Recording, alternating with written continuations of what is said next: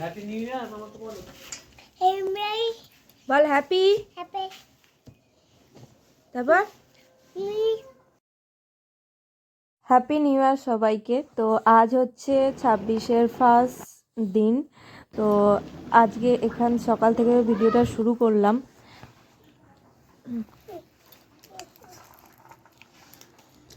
এইগুলো এখন খায় না, পরে খাবে, আমি এনে দেবো। ডিমটা খাও, এখন ডিমটা এখন বসে এই কড়াইশুঁটি তারপরে ধনেপাতা এইগুলো আর কি টুকটাকগুলো আর কি কেটে দিচ্ছে। আর এই মৃগাঙ্ককে নিয়ে বসে আমি একটু ওকে খাইয়েও দিচ্ছি সেই সাথে সাথে। ও ছাড়াচ্ছে, দেখো কত সুন্দর করে। ছাড়াও ছাড়াও ছাড়াও, দেখে দেখে ছাড়াচ্ছে। এরকম আঙুল দিয়ে ছাড়াও দাও না। আগের দিন হাজবেন্ড সমস্ত সবজি কিনে এনে রেখেছিল, তো বলেছিল যে ফ্রাইড রাইস করতে আর চিকেন কষা করতে। তো সকাল সকাল আমি রান্না বসিয়ে দিয়েছি আর ও চিকেন নিয়েও প্রায় সকালেই চলে এসছে। তো সেই জন্য আমার রান্না আজকে মানে পুরো কমপ্লিট হয়ে গেছে ওই 10টার মধ্যে। তারপরে আমরা এখন খাওয়া দাওয়া করে দুপুরবেলা একটু বসলাম।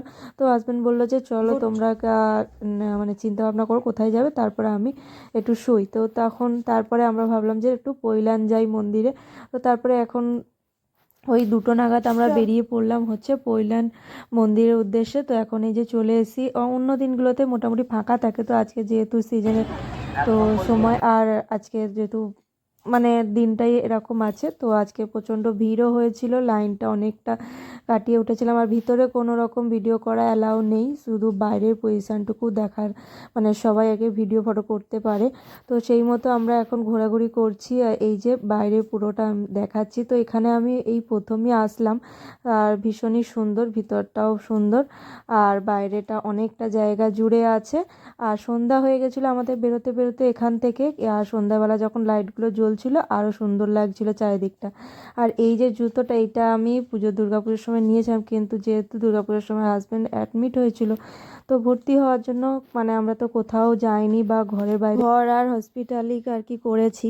তো সেই জন্য এই যেহেতু বছরের প্রথম, তো আজকে জুতোটা ভাঙলাম মানে পরলাম। আর এখানে সাইডে জুতো খুলে তারপরে মন্দিরে লাইন দিয়ে ভিতরে ঢুকতে হয়। তবে বেশ কিছুক্ষণ আমরা ঘোরাঘুরি করে তারপরে সন্ধ্যের সময় করে মানে ওখান থেকে বেরিয়ে গেলাম। মানে বসিনি বেশিক্ষণ, মানে ঘোরাঘুরি করতেই সময় চলে গেছে। আর তারপরে আমরা একটু মোমো খেয়ে নিলাম, নিয়ে তারপরে ওখান থেকে বেরিয়ে গেলাম।